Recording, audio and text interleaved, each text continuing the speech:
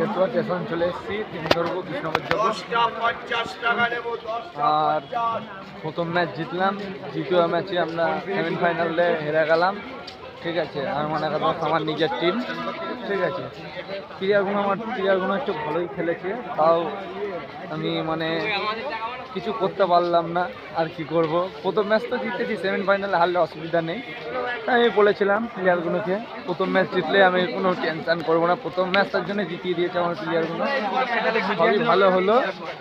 ঠিক আছে, এখানে এখন প্লেয়ারগুলো খাওয়া দাওয়া করছে, আমার টাকা পয়সা দিয়ে দিয়েছি, প্লেয়ারগুলো এখন খাওয়া দাওয়া করে নিচ্ছে। ওই দেখো গোলকিপার বেশ, আর ওইদিকে সব অনেক সব প্লেয়ার আছে, হাতে বল আমারই।